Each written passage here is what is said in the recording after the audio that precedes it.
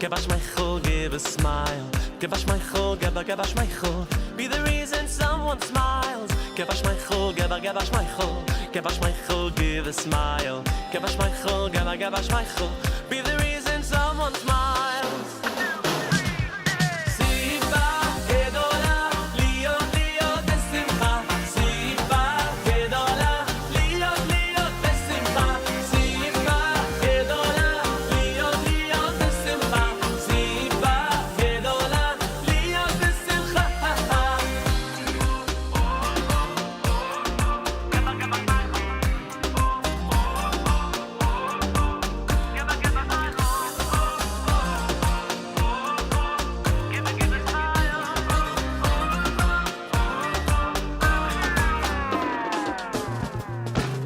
Give a schmeichel, give a smile. Give a schmeichel, give a schmeichel. Be the reason someone smile. Give a schmeichel, give a schmeichel. Give a schmeichel, give a smile. Give a schmeichel, give a schmeichel. Be the reason someone smiles. Simba, gedola, liyo, liyo, besimcha. Simba, gedola, liyo, liyo, besimcha. Simba, gedola, liyo, liyo, besimcha. Simba, gedola.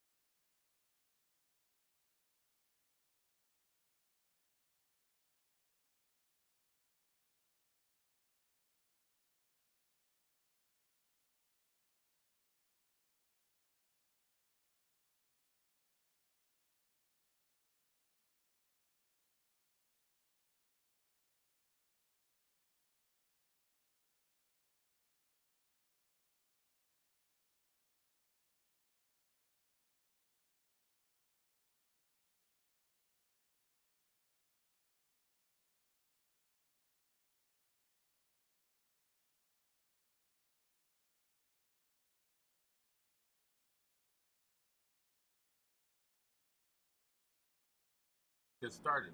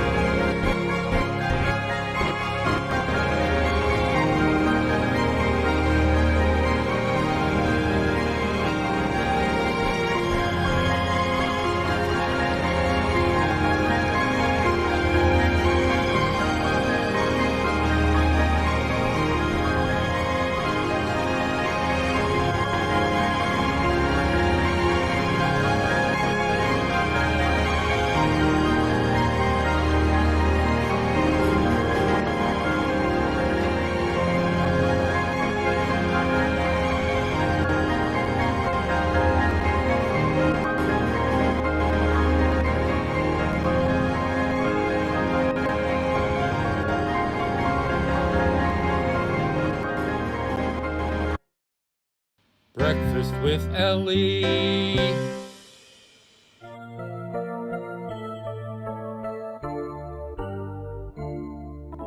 Mode ani lefanecha melech chai v'kayam shechazarta bi nishmati bechemla rabba emunatecha.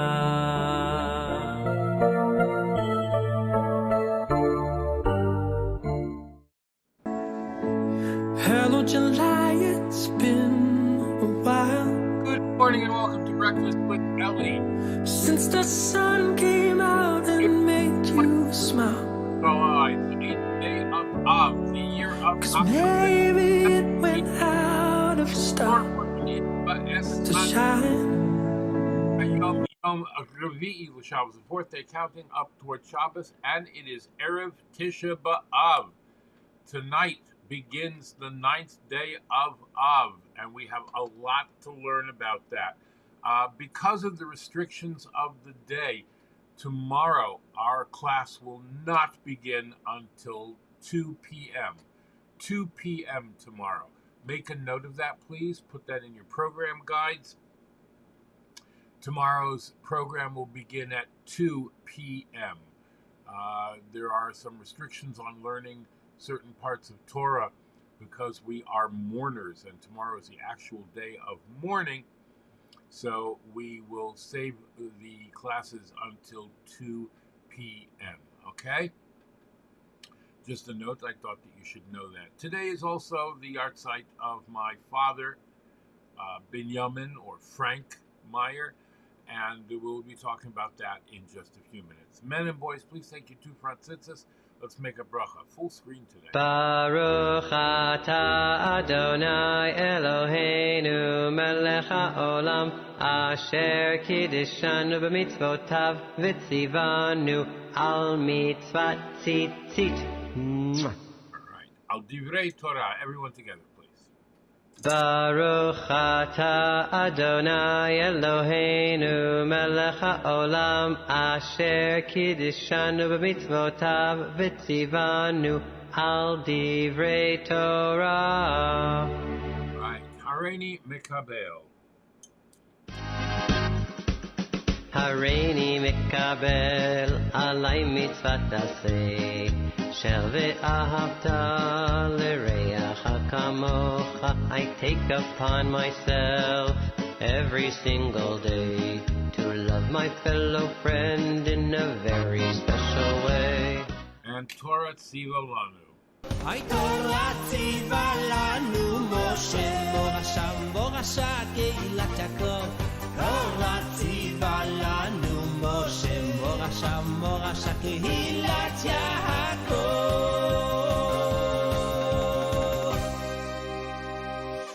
Right. Yes, and now we are giving tzedakah. I put it in the pushki, the tzedakah box. I put it in the pushki, the tzedakah box. I put it in the pushki for someone else to keep. Hey, Yeah, I put it in the pushki, the tzedakah box. I put it in the pushki, the tzedakah box. I put it in the pushki for someone else in need. all right, fantastic. Next up is the Shema. Take your right hand, put it over your eyes. Shema Yisrael Adonai Eloheinu Adonai Echad.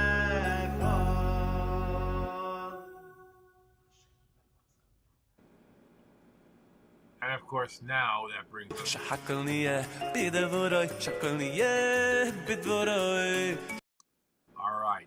Coffee and yogurt over here. Ready? Baruch atah Adonai Eloheinu melech haolam shehakol niyeh bidvoroi.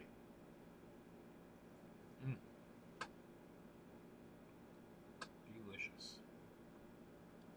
Coffee, blessed coffee. God bless you for being a friend. When the whole world turns on me, it's only you on which I can depend. I want to taste you in the morning, and times throughout the day. Yes, a cup or two in the evening too. For me, it's the only way. Yeah.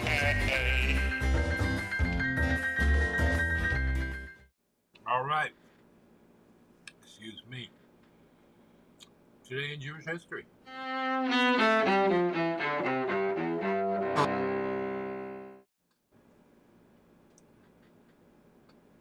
All right.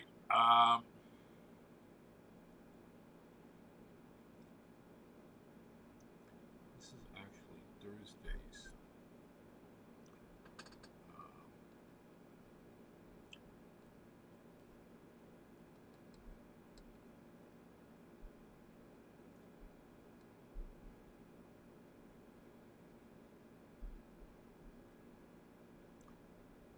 Yeah. Let me get to the right one over here. Give me 1 second.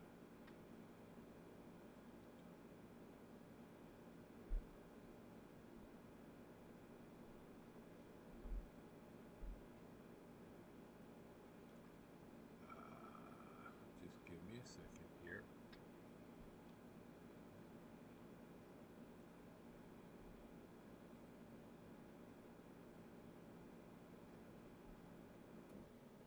Here we go. All right.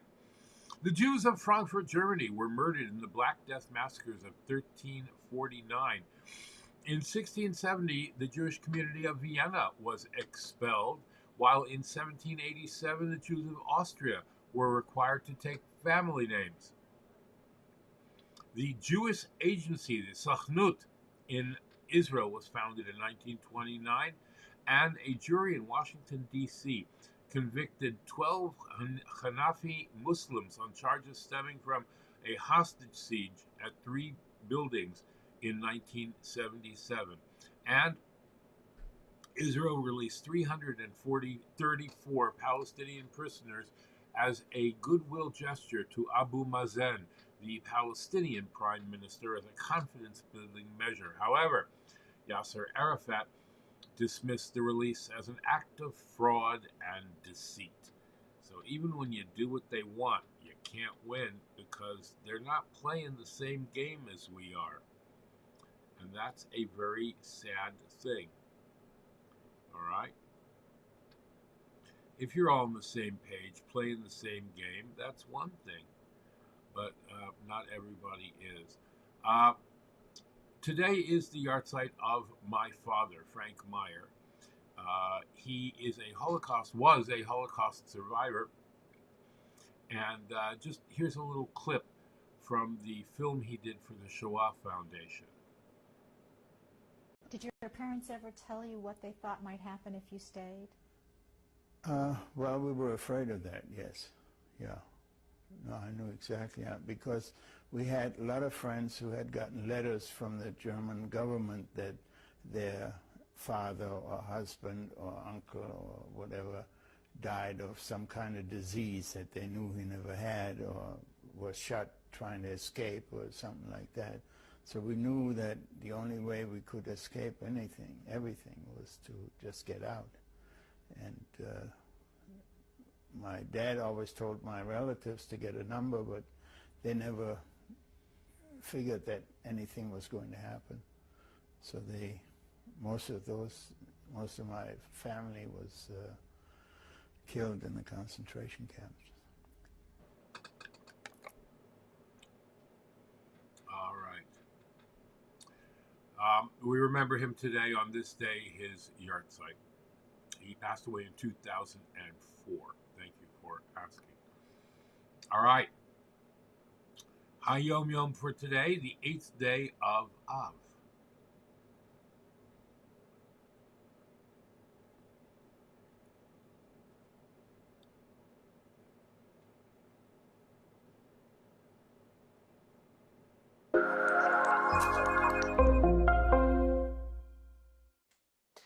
The Romans would not have been able to conquer Jerusalem and destroy our holy temple had the Jewish people kept a united front.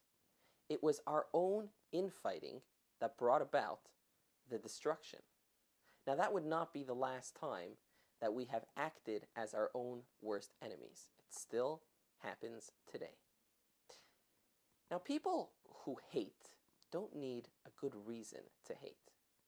The answer to the senseless hatred that brought about our destruction is the unqualified love for every single Jew that will bring about our redemption. Today's HaYom points out that Avas Yisrael, love for your fellow Jew, is not just one important aspect of being a good Jew. Avas Yisrael is everything. In today's HaYom says the Rebbe Maharash, the fourth Rebbe of Chabad, what good is Hasidus and religious piety if the main quality, Avas Yisrael, is lacking? If a person is capable of causing anguish to another person, then he is completely missing the point. So what are we saying over here? The quality of a person's relationship with Hashem can be measured by looking at the quality of his relationship with his fellow man. There you go.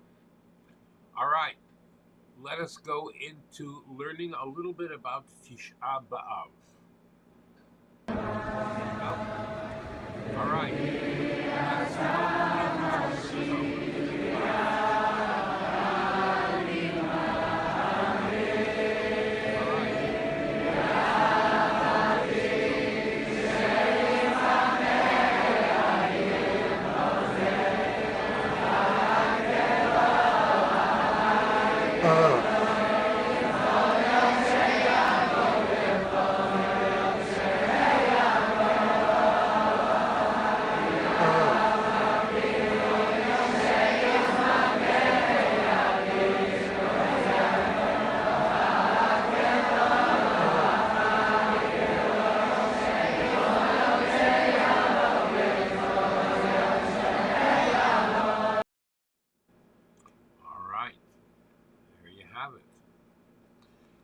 Tisha B'Av, the ninth day of Av, the saddest day on the Jewish calendar, on which we fast, deprive ourselves, and pray.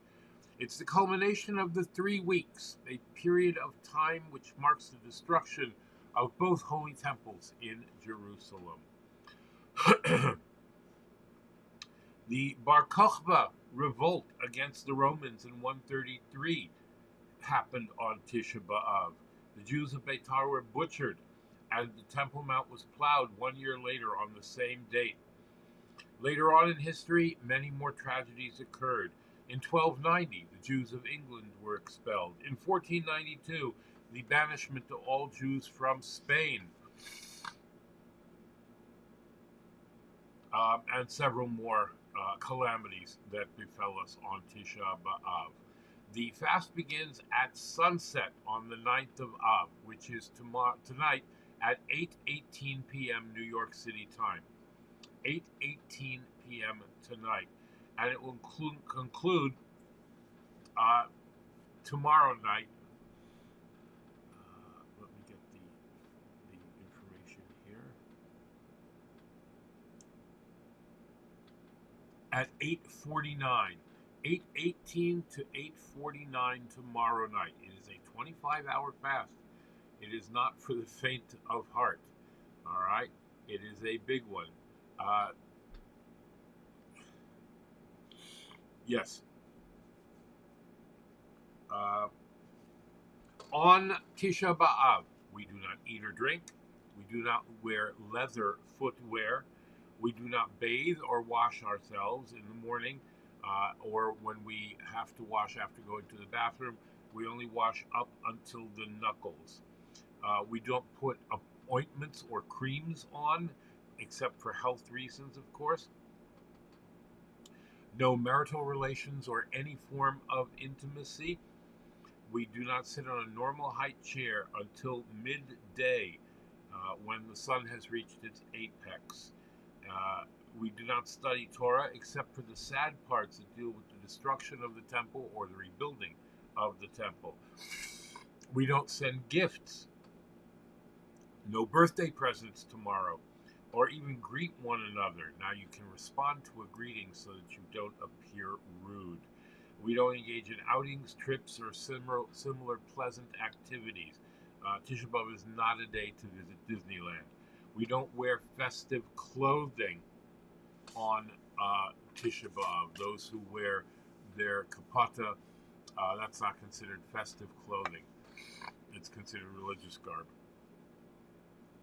Starting from midday today, we limit our Torah study to only the topics that are of a sad nature or pertain to the temple.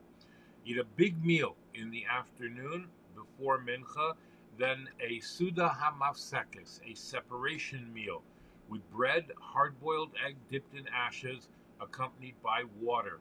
Now this meal is eaten alone, sitting on a low chair or stool.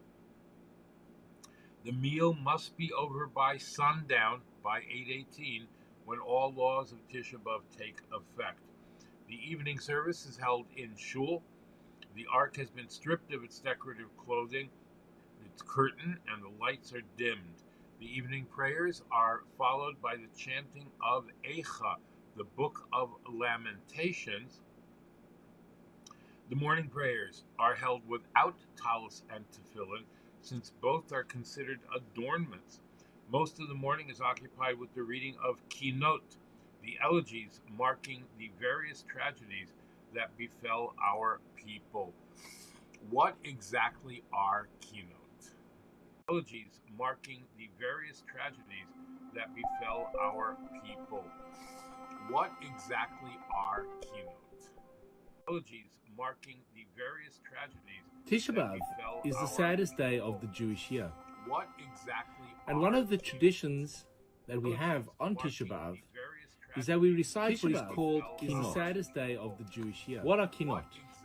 And one of the traditions are literally elegies on Tisha B'Av, or very sad poems, that we recite what is called the original Kinah of the Jewish year. What are Kinot? Predates the destruction of the temple. We already have a Kinah of David at the death of Jonathan and Saul.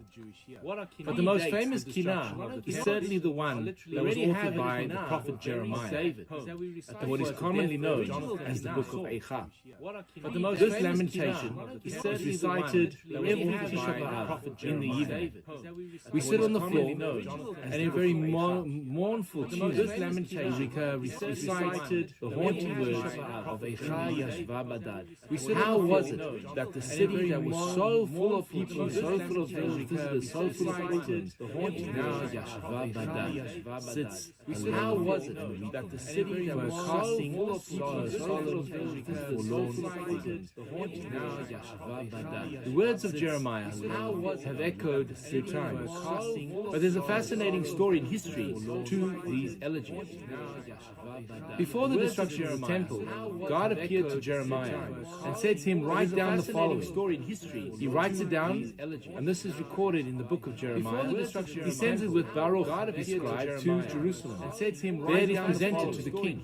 He writes it down. The king, in his anger, destroys the scroll and burns it in fire, because the words are so traumatic that how could Jeremiah, the king, in his anger, destroy or have the audacity to claim the temple of God would be destroyed? Because the words are so have we not had other troubles? Have there not been centuries and bad kings and idolatry and all forms of worship, and the temple was never destroyed? God would never destroy you. Have we not had other troubles? Have there not been centuries and bad kings and idolatry and all forms of worship, and the temple? God then says to Jeremiah, rewrite the scroll.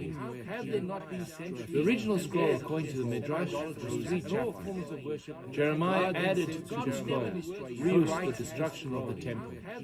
And thus we have 5 scrolls, according to the Midrash, of 3 chapters.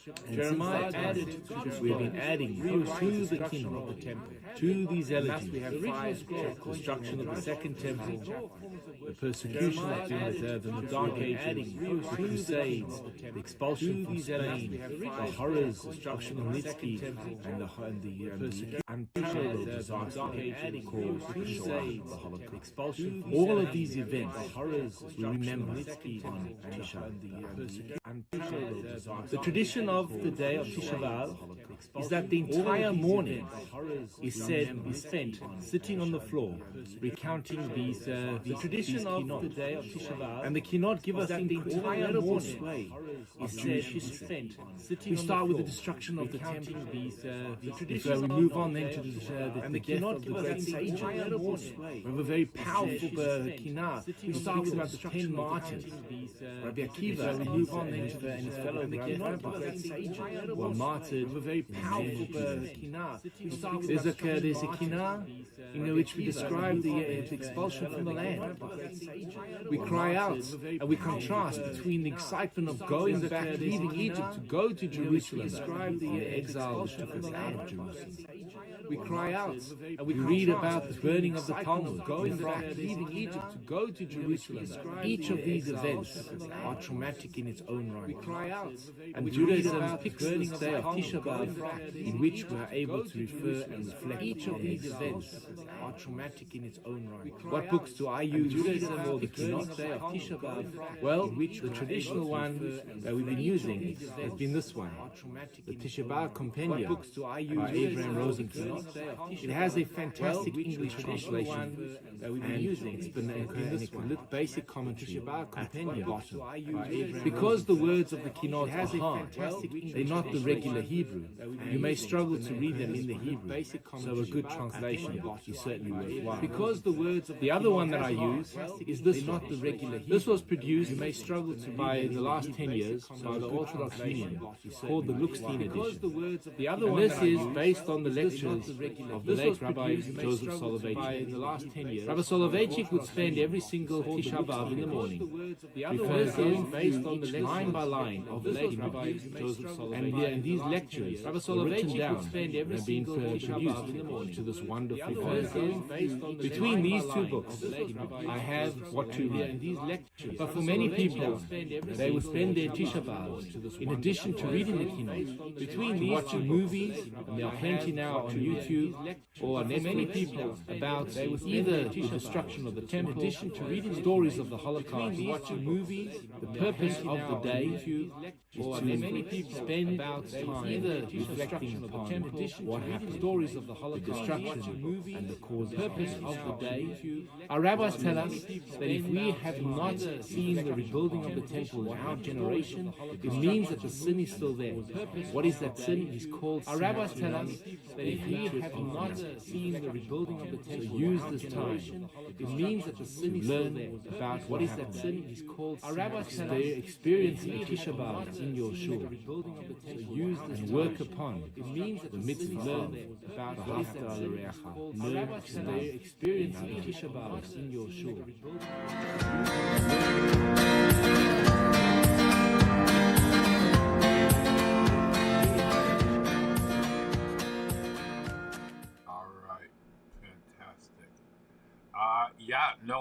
I haven't forgotten. So I have my reading material cut out for me. There is a custom amongst many people not to have a hardcover bound keynote. Why not a hardbound keynote?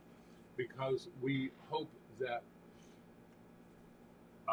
the paper one, which is technically disposable, we don't throw it out because it has Hashem's name in it, but we hope the paper one will be less, it will not be an everlasting one, because we hope that Mashiach will come right now and that we will not have to say keynote anymore, because the day will be turned to a day of Yom Tov. All right? So, further things that you need to know. We have a Suda, a pre-fast meal. All right? We do not eat meat. So, no chicken.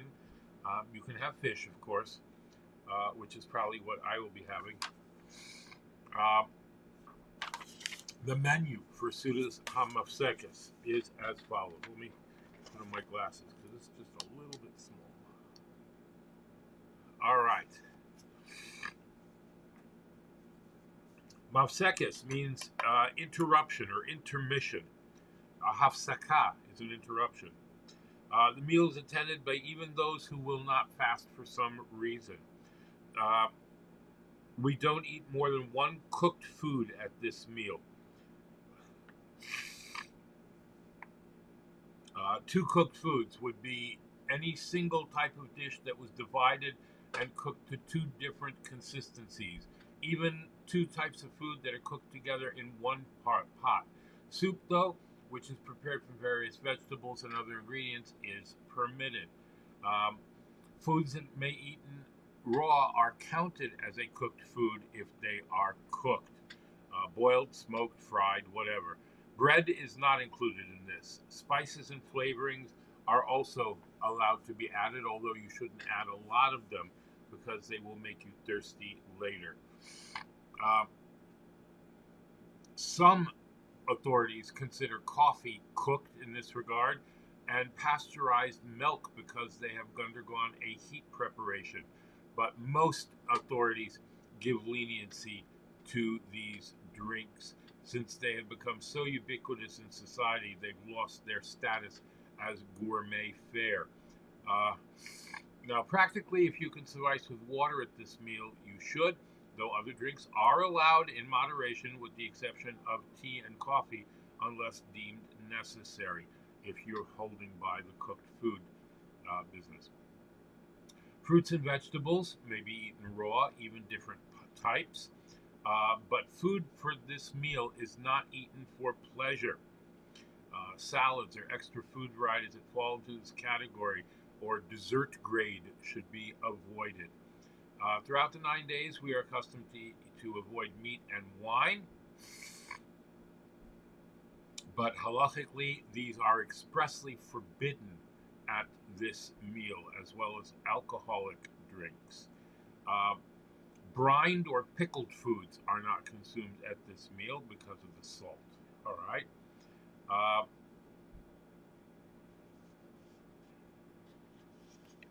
Yes.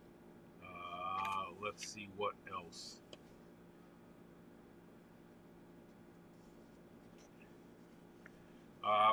One is allowed to handle food on Tisha B'Av is if you are making it for someone who cannot make for themselves, a child, an infirm person, or if you need to cook for the break fast miracle. Yeah, it is a miracle. Break fast meal. Please, if you can possibly prepare this in advance, that's the best thing to do. A woman within 30 days of childbirth does not fast. Expectant and nursing mothers do fast the entire Tisha B'Av. If you are a high-risk pregnancy or have difficult fasting or abnormal weakness or possibility that you will have some physical harm, please consult your local Orthodox rabbi.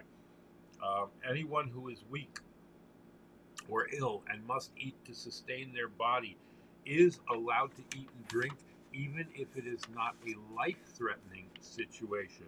Children do not fast. What about a bris? If a baby is born and tomorrow is the 8th day, the father, the moil, and the sandek still fast. A minor is given the wine to drink, and the meal will take place at the end of Tisha B'Av. Many people put off the bris until late afternoon. Tisha B'Av, the strictest of all fasts, we ask people to refrain from smoking. Even heavy smokers who suffer from withdrawal should light up only at home and in private.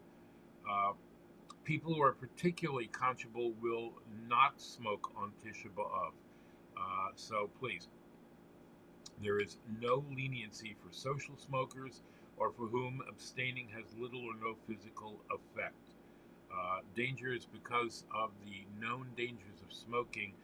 The rabbi suggests here that smoking should be avoided all year round.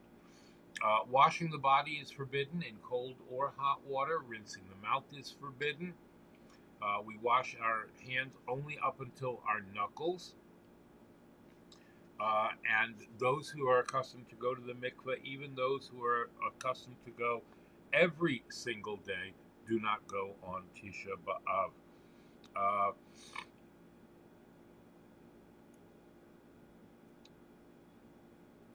Yes, if you touch a part of the body that is normally kept covered, you scratch your scalp, touch your shoes, you should wash your fingers until the knuckles. When you visit the bathroom or touch private areas with your hands, you wash again to the knuckles. If you are about to daven, you wash your hands in this manner, even if you did not touch a covered area. If you normally wash each hand 3 times, you may do so today, but only till the knuckles. All right, that's all very, very important.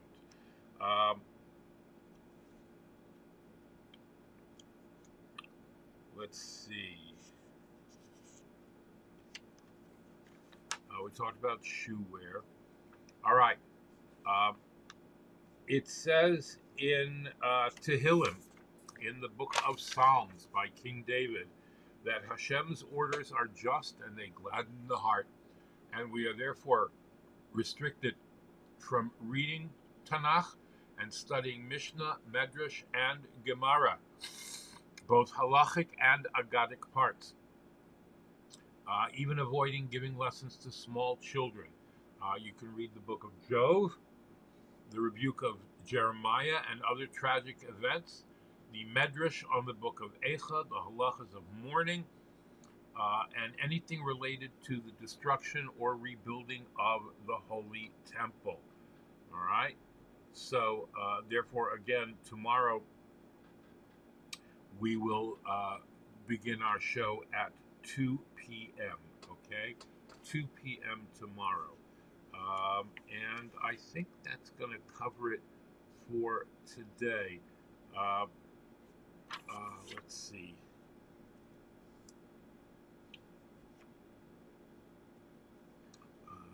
Where was that last piece?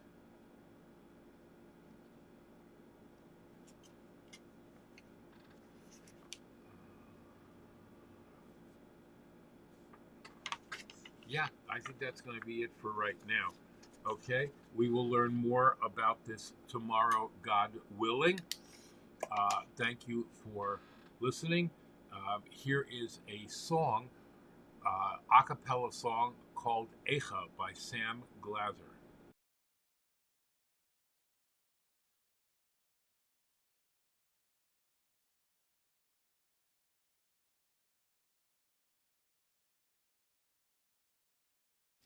Chadesh Yameinu Kekedem Hashiveinu Hashem Elecha B'nashuva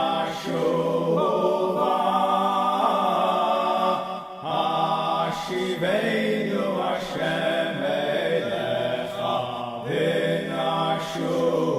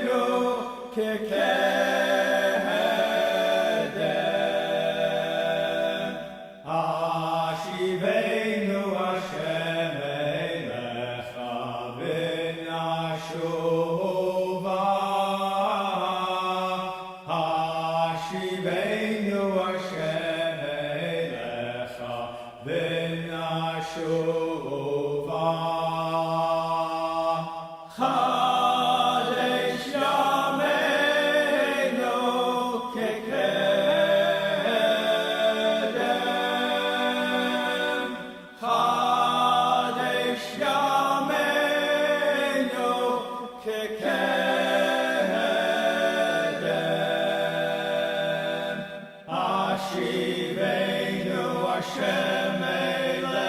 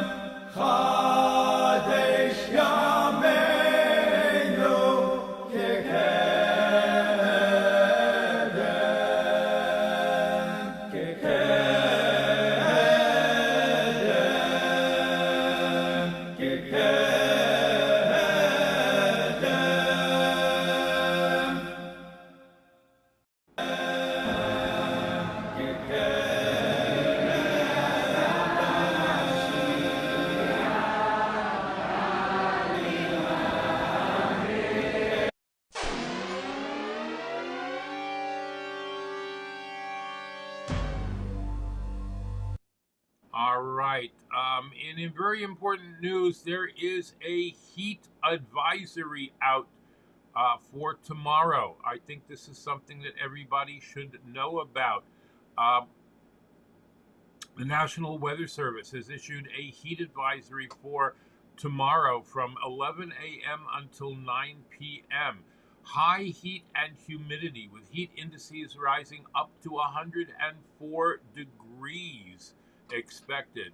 These conditions are dangerous to health. People without air conditioning and people with chronic health conditions, older adults especially, are most at risk. So please, please, please, please, please be careful tomorrow. Of course, it's on the saddest day of the year, the most difficult day of the year to fast. We have some heat to contend with as well. So please be careful out there. All right. Now a word from our sponsors. And now a word from our sponsors.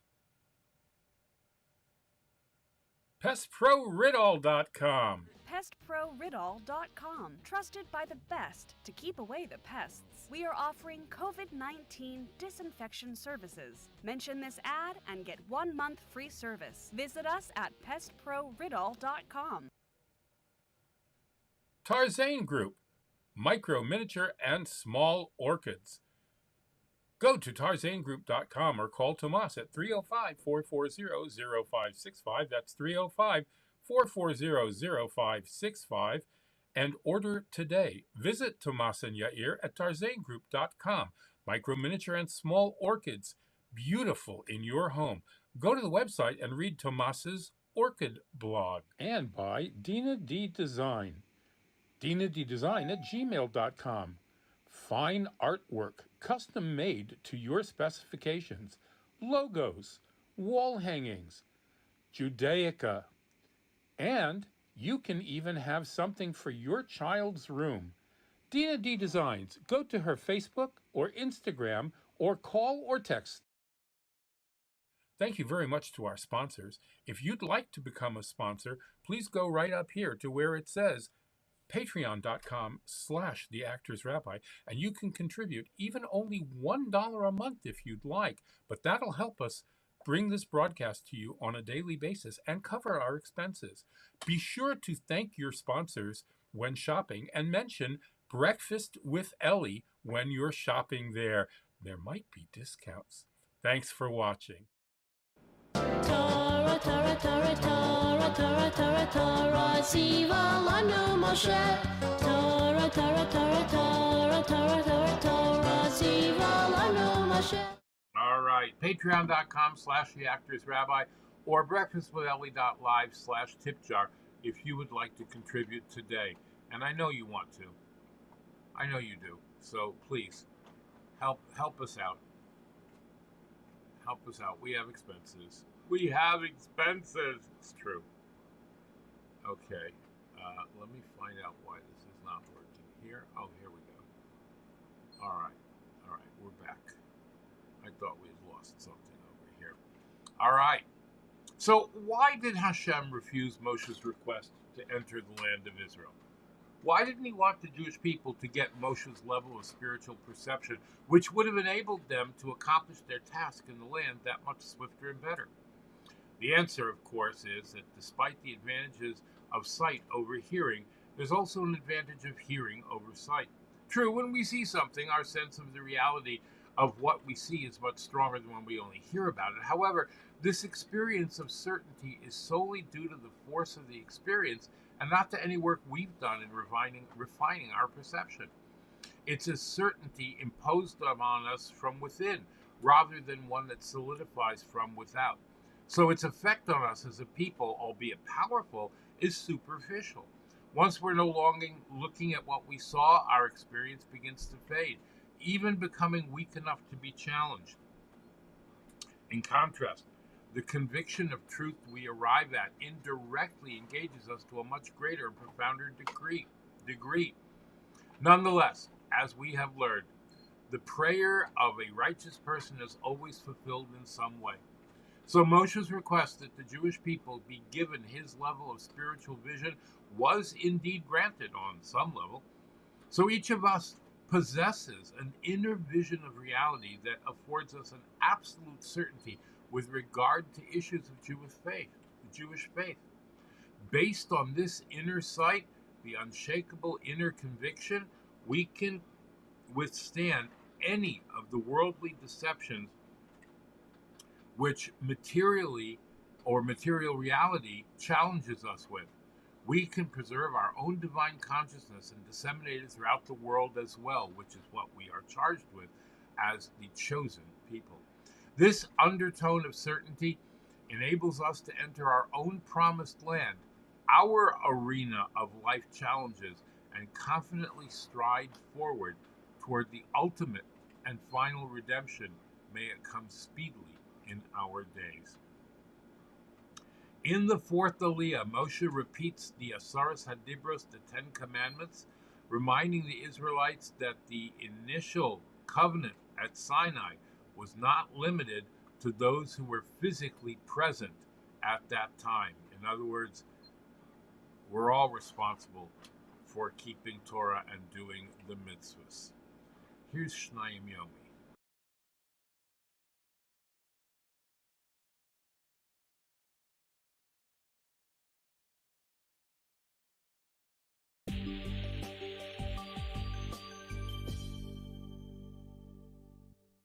Parshas Vaeschanan, Revi'i.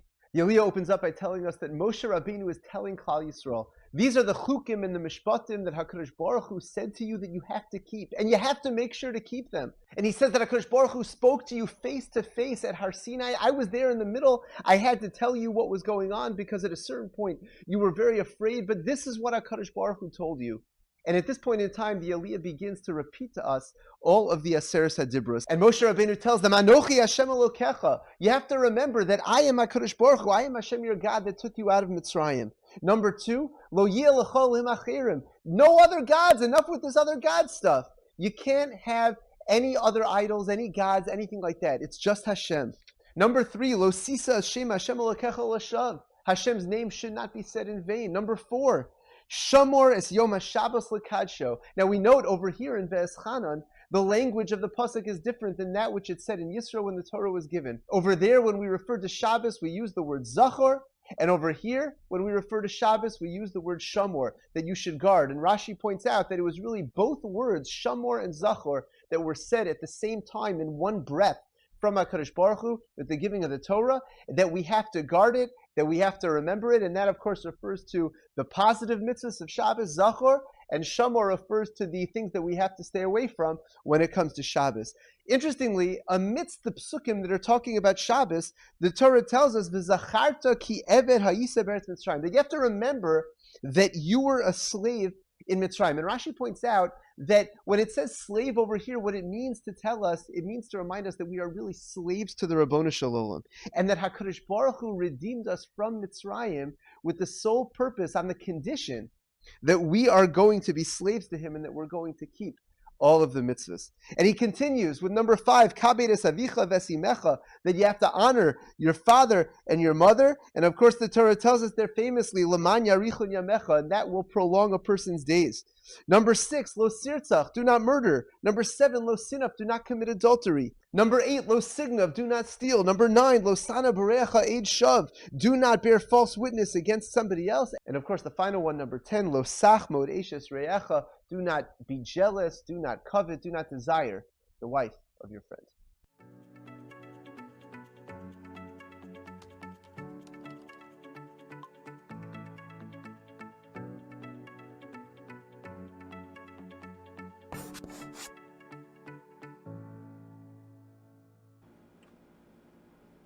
All right.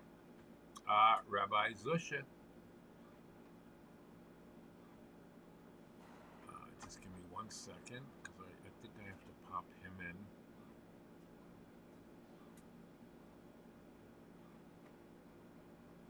I'm pretty sure I do, so let me get it ready.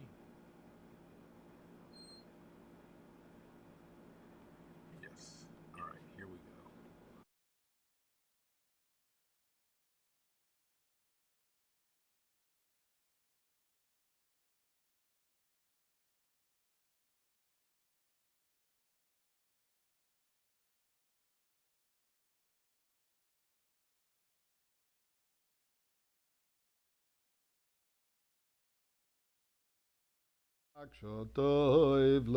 Tilim together, tzedakah together.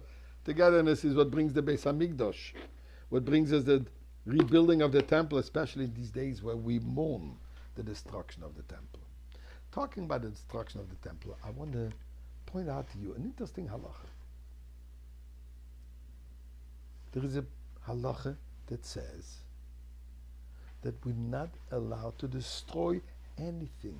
It's called Baal Tashchis. It's a biblical command. As an example, it says clearly, one is not allowed even just to destroy a plant for no reason. One who breaks vessels, tears clothes, demolishes a building for no reason is called Lo Tashchis, Baal Tashchis. So here's my question.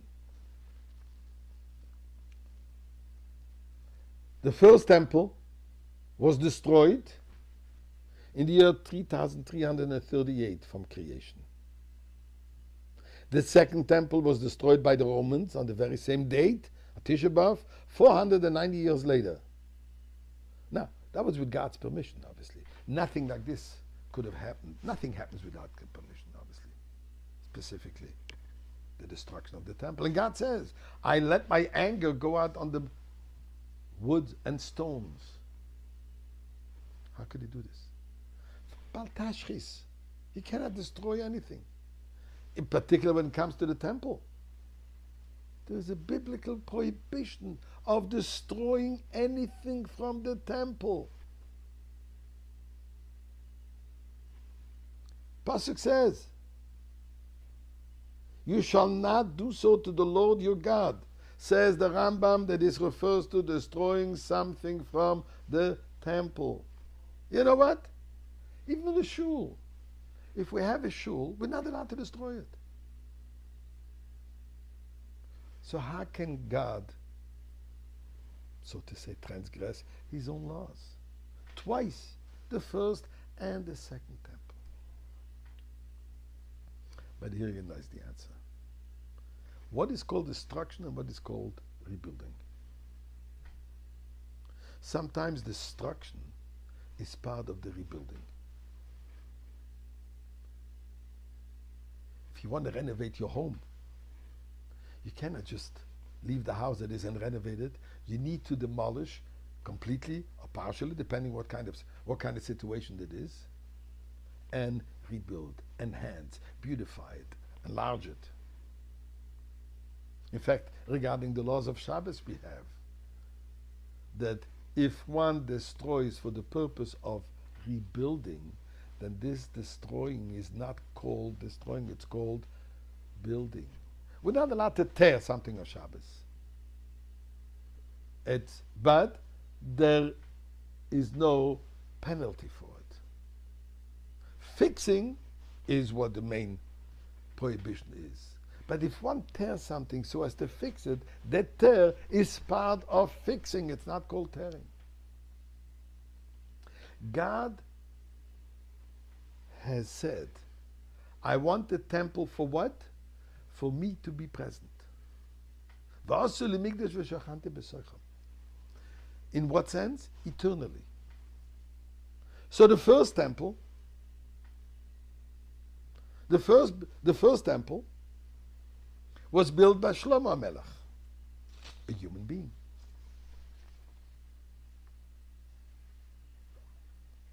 The second temple was built under the auspices, under the leadership of Ezra and Nehemiah. 70 years exactly after the people came back from exile, Babylonian exile, after the destruction of the first temple. Both of those temples were built by humans. Anything by humans, anything done by humans is not eternal. It's called mortals. And indeed, the first temple was destroyed after 410 years. The second temple was destroyed after 420 years. The third temple is built in heaven. It is going to come down prefabricated, prefab, completely done. landing over here, exactly where, conversation for itself. But it's coming, it's done in a heavenly way, in the eternal fiber, so to say. So the destruction of the first two temples is not for the sake of destroying. It's for the sake of making both of them an eternal temple. And therefore, God is halachically permitted to do it. But God, it's been 2,000 years. Even the unionized construction builders would have been finishing it. So please, finish it, and finish it today.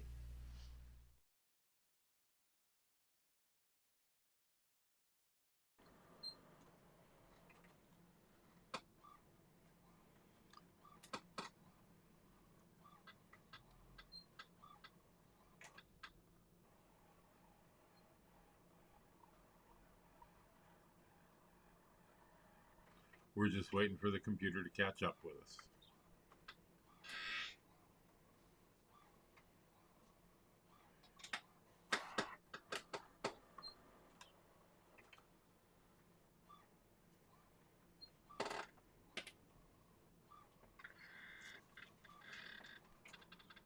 I think we're stuck.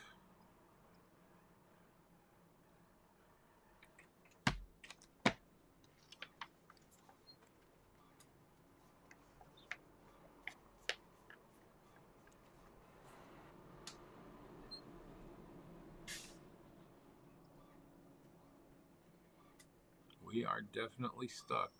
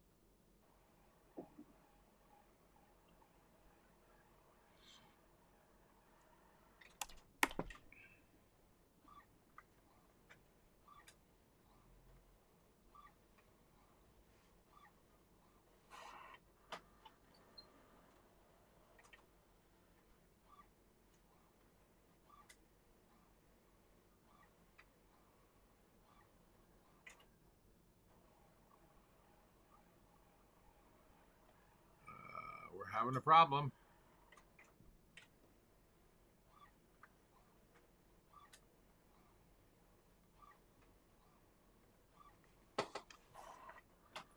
Ladies and gentlemen, I am so sorry. I need to interrupt this broadcast.